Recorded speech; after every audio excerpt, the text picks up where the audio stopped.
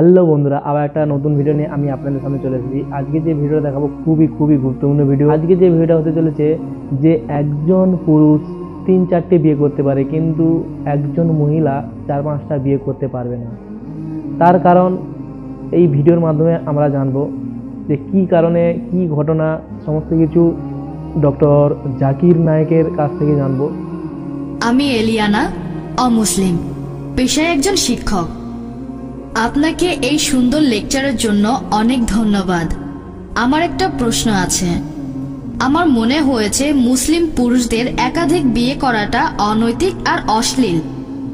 আপনি এ ব্যাপারে কি বলবেন?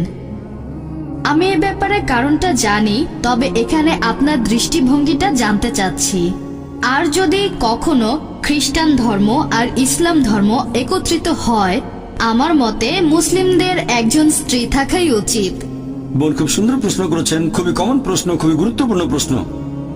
আপনি বললেন যে আপনার কাছে মনে হয় মুসলিম পুরুষদের একাধিক বিয়ে করাটা হচ্ছে একটা অনৈতিক কাজ, আর আপনি বললেন যে খ্রিস্টান এবং মুসলিমরা যদি কখনো একতাবদ্ধ হয় তাহলে খুব ভালো হবে। আমিও সেটাই করতে চাই। তো একতাবদ্ধ হবে সত্যের উপর ভিত্তি করে, মিথ্যার উপর নয়।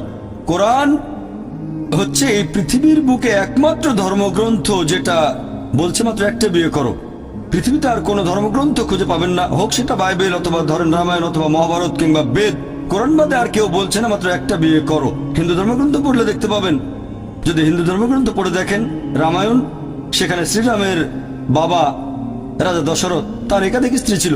এরপর মহাভারত পড়লে দেখবেন শ্রীকৃষ্ণ, তার কতজন স্ত্রী ছিল? 4 জন, 10 জন, 1000 জন, তার ছিল 16,108 জন স্ত্রী।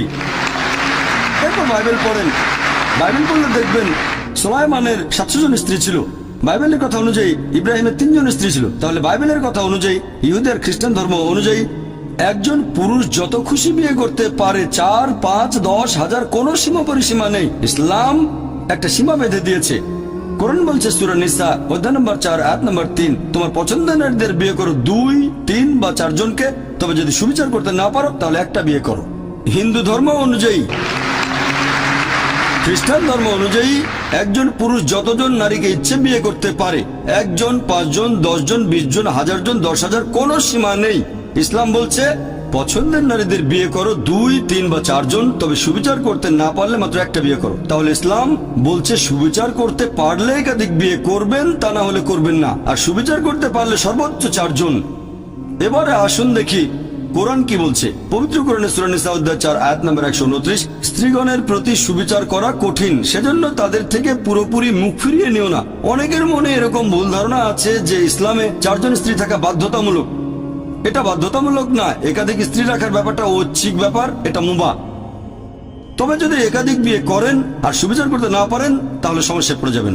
এবারে আসুন দেখি এর পেছনে কারণটা আসলে কি। আমি এখানে কারণটা বলছি, তারপর আপনি চাইলে পাল্টা প্রশ্ন করতে পারেন। লজিক্যাল কারণটা যে ইসলাম ধর্ম কেন কিছু পুরুষকে একাধিক বিয়ে করার অনুমতি দিয়েছে।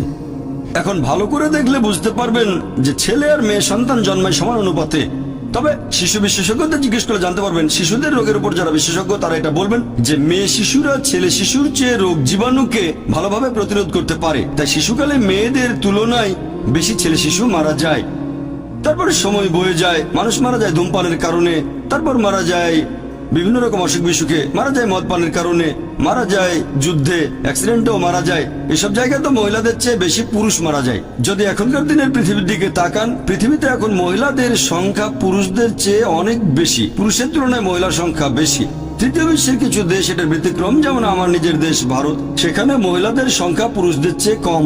এটার প্রধান কারণ হলো মেয়ে ভ্রূণ হত্যা করা আর মেয়ে শিশু হত্যা করা। যদি মেয়ে ভ্রূণ আর মেয়ে শিশু হত্যা করার মতো অশুভ কাজটা বন্ধ করা হয় তাহলে ভারতেও একসময় মহিলার সংখ্যা অনেক বেশি হয়ে যাবে পুরুষের তুলনায়। এখনকার পরিসংখ্যান অনুযায়ী শুধু নিউ ইয়র্কে পুরুষের তুলনায় মহিলার সংখ্যা বেশি, প্রায় 10 লক্ষ।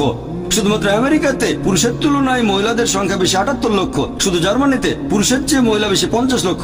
শুধু যুক্তরাজ্যে পুরুষের তুলনায় মহিলা বেশি 40 লাখ। শুধু রাশিয়ায় পুরুষের চেয়ে মহিলা বেশি 90 লাখ। আর এটা আল্লাহ শুধু ভালো জানেন পুরো পৃথিবীতে পুরুষের তুলনায় মহিলার সংখ্যা কতজন বেশি। আর ধরেন তর্কের খাতিরে আপনার কথা মেনে নিলাম যে একজন পুরুষ মাত্র একজন মহিলাকে বিয়ে করবে। আর ধরেন আমার বোন থাকে আমেরিকায়, আর সেখানে সব পুরুষ বিয়ে করে ফেলেছে, অথবা ধরুন আপনার বোন থেকে আমেরিকায় আর সব পুরুষই সেখানে বিয়ে করে ফেলেছে, প্রত্যেক পুরুষ একজন করে মহিলাকে বিয়ে করেছে, তারপরও আমেরিকাতে 78 লক্ষ মহিলা থাকবে যারা পাবে না জীবন সঙ্গী। তখন এই ৭৮ লক্ষ মহিলার সামনে যে পথটা খোলা থাকবে যে হয় তারা এমন কাউকে বিয়ে করবে যার একজন স্ত্রী আছে, নয়তো হবে জনগণের সম্পত্তি। লোকে হয়তো বলবে জনগণের সম্পত্তি, ভাই জাকির এটা তো কঠিন কথা। এটাই সবচেয়ে ভদ্র ভাষা যেটা আমি বলতে পারি, এর চেয়ে ভদ্র ভাষা আমার জানা নেই। হয় একজন পুরুষকে বিয়ে করেন যার একজন স্ত্রী আছে, নয়তো হবেন জনগণের সম্পত্তি, আর কোনো উপায় নেই। তাহলে বুঝতে পারছেন যে আমেরিকার পরিসংখ্যান অনুযায়ী একজন সাধারণ আমেরিকান বিয়ে করার আগে তাদের গড়ে ৮ জন যৌন সঙ্গী রাখতে পারে। কারো হয়তো 2 জন, কারো 10 জন, কারো বা 20 জন। বিয়ে করার আগে গড়ে 8 জন যৌন সঙ্গী থাকে। আর আপনি চাইলে যতজন খুশি রক্ষিত রাখতে পারেন, 1 জন, 10 জন, 20 জন, কোনো সমস্যা নেই। তবে আইনসঙ্গতভাবে একাধিক স্ত্রী তারা হজম করতে পারে না। যে কোনো ভদ্রমহিলাকে জিজ্ঞেস করেন, যদি কেউ একজন পুরুষের আইনসম্মত দ্বিতীয় স্ত্রী হয়, সে নিরাপত্তা পাবে, সম্মান পাবে, তার অধিকারগুলো পাবে। আর রক্ষিত হবে সেখানে কোনো সম্মান নেই, কোনো অধিকার নেই, তাকে নিচু করা হয়েছে। তাহলে ইসলাম মানবজাতির সমস্যাগুলোর সমাধান দেয়। বর্তমানে পৃথিবীতে পুরুষের চেয়ে মহিলার সংখ্যা অনেক বেশি। আমার মতে ইসলাম ধর্ম কিছু পুরুষকে একাধিক বিয়ে করার অনুমতি দিয়েছে যাতে করে মহিলারা ভদ্রভাবে থাকতে পারে, তা না হলে এটা সম্ভব নয়। আমি আপনার সঙ্গে একমত। আপনার কথাটা আমি মানি বোন, যে একজন মহিলা তার স্বামীকে শেয়ার করতে চাইবে না। আমি আপনার সঙ্গে একমত, মহিলারা স্বামীকে শেয়ার করতে চাইবে না কখনোই। আর সাধারণ পরিস্থিতিতে কোনো মহিলা চাইবে না যে তার স্বামী আরেকটা বিয়ে করুক। তবে ইসলামিক শরিয়া বলছে একটা বড় ক্ষতি ঠেকানোর জন্য ছোট ক্ষতি হওয়া ভালো। একজন ভালো মুসলিম মহিলা যে পৃথিবীর অবস্থা জানেন, সেই ছোট ক্ষতি মেনে নিতে আপত্তি করবে না। মানে স্বামীকে শেয়ার করা যাতে বড় ক্ষতি ঠেকানো যায়, অর্থাৎ আরেকজন বোনকে যেন জনগণের সম্পত্তি না হতে হয়। হ্যাঁ বোন, আর কিছু বলবেন? আমি এটাকে অনৈতিক বলছি, কারণ যে মহিলার একাধিক পুরুষ সঙ্গী থাকে সে একজন খারাপ মহিলা, কিন্তু একজন পুরুষের একাধিক স্ত্রী থাকলে সেখানে কোনো সমস্যা নেই, তাই না? এই প্রশ্নটা খুব সুন্দর বোন। আপনি প্রশ্ন করলেন যে কোন পুরুষের একাধিক স্ত্রী থাকলে সে কি ভালো মানুষ? না, একজন পুরুষের একাধিক স্ত্রী থাকলে কোনো সমস্যা নেই, তবে একাধিক স্ত্রী থাকলেও সে খারাপ হতে পারে। যেমন ধরেন আমেরিকায় কারো রক্ষিতা আছে হয়তো 4 জন, 5 জন অথবা 10 জন, এমনকি ভারতেও সে একজন ভালো লোক না। তবে সে যদি হয় আইনসম্মত স্ত্রী, যদি সে বিয়ে করে, বিয়ের সময় তাকে প্রাপ্য অধিকারগুলো দেওয়া হবে, মোহর দেওয়া হবে, একই সময় সুবিচার করা হবে, তাহলে সে ভালো মানুষ। তবে আপনার পাল্টা প্রশ্ন যে মহিলারা কেন একাধিক পুরুষকে বিয়ে করতে পারে না, ঠিক এটাই তো আপনার প্রশ্ন, যে মহিলারা কেন একাধিক বিয়ে করতে পারে না, এই তো? আসলে আমি বলতে চাচ্ছি, যদি মহিলাদের সংখ্যা কমে যায় আর পুরুষের সংখ্যা বেড়ে যায়, তাহলে একজন মহিলার 2-3 জন স্বামী থাকতে পারে। সুন্দর প্রশ্ন করেছেন যে যদি এরকম হয়, তবে আল্লাহ সুবহানাহু ওয়া তাআলা আমাদের সৃষ্টিকর্তা, তিনি অনেক ভালো জানেন আমাদের চেয়ে, তিনি আমাদের স্রষ্টা। এখানে কারণটা হচ্ছে আল্লাহ মহিলাদের শক্ত করে বানিয়েছেন। মহিলারা মেডিকেলি পুরুষের চেয়ে অনেক বেশি শক্ত। এটা কি জানেন? আমি একজন মেডিকেল ডাক্তার। মেডিকেলি মহিলারা পুরুষের চেয়ে অনেক বেশি দিন বাঁচে। আমরা ভাবে পুরুষের শক্তি বেশি, শরীরের জোরটা একটু বেশি, তবে মেডিকেলি মহিলাদের শক্তি বেশি। মহিলারা অনেক দিন বেশি বাঁচে। মহিলাদের গড়ায়ু পুরুষের আয়ুর চেয়ে কয়েক বছর বেশি। শিশুকালেও মেয়েরা তুলনায় কম মারা যায়। এবার আপনার প্রশ্নটা নিয়ে বলি যে ইসলাম পুরুষদের অনুমতি দিয়েছে তারা একাধিক বিয়ে করতে পারে, কিন্তু এখানে মহিলাদের একাধিক বিয়ের অনুমতি দেওয়া হয়নি কেন? কারণটা হচ্ছে একজন পুরুষের যদি একাধিক স্ত্রী থাকে, যদি সন্তান জন্ম নেয়, আপনি সহজেই বুঝতে পারবেন সেই সন্তানের বাবাকে আর মাকে। তবে একজন মহিলার যদি একাধিক স্বামী থাকে, যদি সন্তান জন্ম নেয়, তাহলে মাকে খুঁজে পাবেন, বাবাকে বের করতে পারবেন না।